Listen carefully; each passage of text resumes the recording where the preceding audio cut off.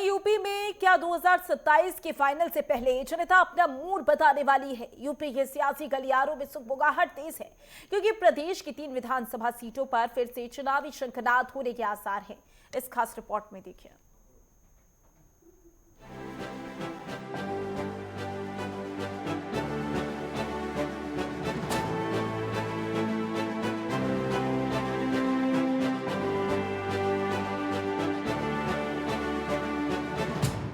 UP की सियासत में एक बार फिर उपचुनावों की दस्तक सुनाई दे रही है।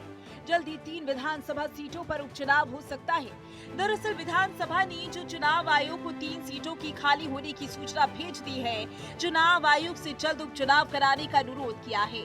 जानकार कहते हैं कि किसी भी राज्य के आम चुनाव में अगर 6 महीने से ज्यादा का वक्त है तो उपचुनाव कराना अनिवार्य है।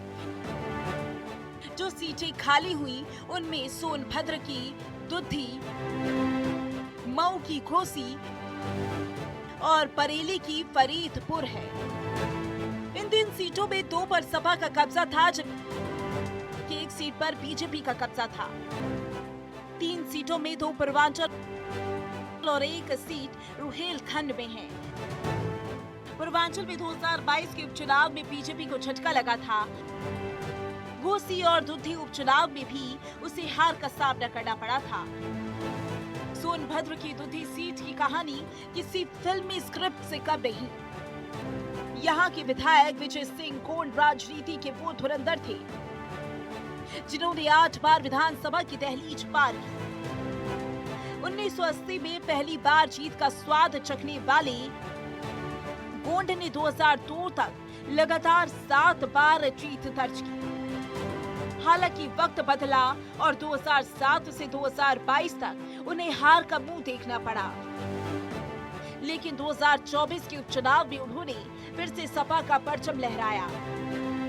अब उनके निधन के बाद इस आदिवासी बेल्ट में सपा के लिए अपना किला बचाना एक बड़ी चुनौती है।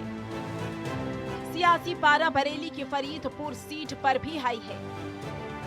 बीजेपी विधायक श्याम बिहारी लाल के असामयिक निधन में ये सीट खाली हुई।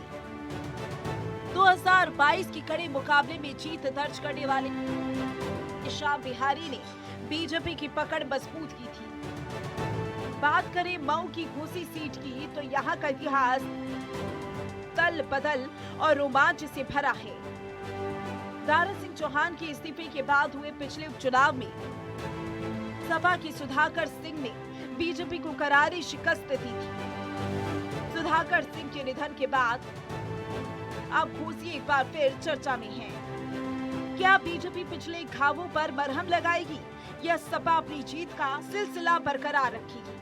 इन तीनों सीटों को 2027 का सेमीफाइनल माना जा रहा है। एक तरफ बीजेपी का अपना दबदबा बनाए रखने का चैलेंज है तो दूसरी तरफ समाजवादी पार्टी के सामने अपनी जमीन बचाने की चुनौती।